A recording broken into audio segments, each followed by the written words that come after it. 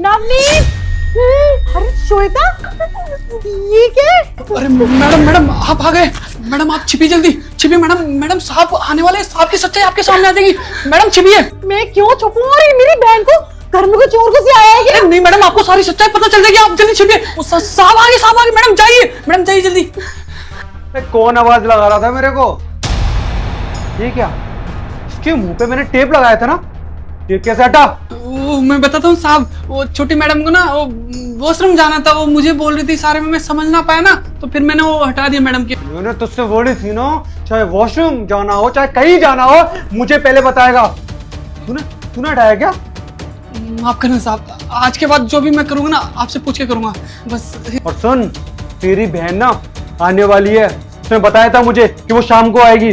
उसके सामने अगर तूने मेरी पोल खोली ना तो छोड़ूंगा नहीं मैं। कुछ नहीं बताना उसे कि मेरा कितनी लड़कियों के साथ संबंध है, कितनी लड़कियों को मैं यहाँ पर बुलाता हूँ और क्या क्या करता हूँ। अगर तेरा मुंह खुला ना, जितना अत्याचार मैं अभी नहीं करता उससे 10 गुना तेरे ऊपर करूंगा। और समझी तू? जीजू आप ऐसा क्यों कर रहे हो? दीदी तो आपसे कितना प्यार करती है, सबके खिलाफ जाके आपसे शादी की थी।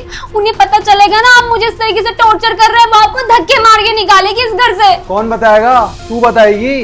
अब तू बताएगी ना तो तेरे को ऐसी जगह भेजूंगा कि नानी याद आ जाएगी। समझी तू? नहीं साहब नहीं, किसी को नहीं बताइए मैडम, किसी को मत बताना। अब बताने की जरूरत क्या है नवनीत?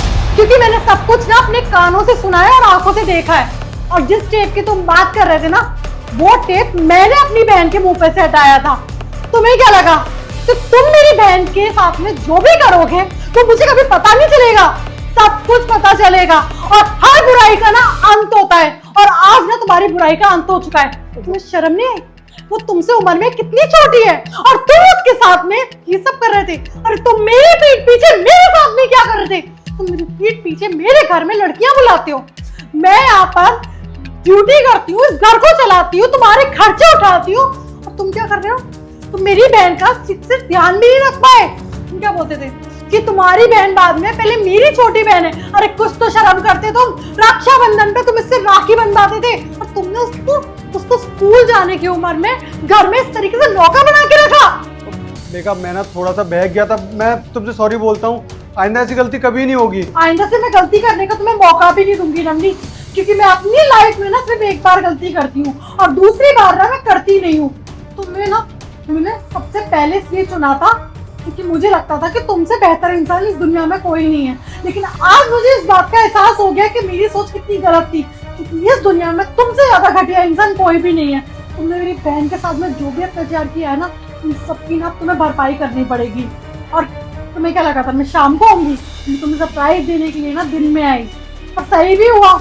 अगर मैं शाम को आती तो मुझे कुछ पता ही नहीं चलता। और अब ना मैं तुम्हें छोड़ूंगी नहीं। अब यहाँ से सीधे ना तुम जेल जाओगे। हार्समेंट का केस लगाऊंगी तुम्हारे लिए। देखा, मेरी जिंदगी खराब हो जाएगी।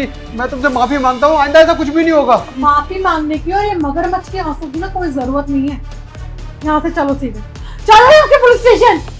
Mega, I am really sorry. Shut up Shweta, तू भी चल। और जो जो इस इंसान ने किया है ना, और जो जो ये मेरे पीठ पीछे करता था ना, सबके खिलाफ गवाही देगी तू। ठीक है दीदी। चलो यहाँ।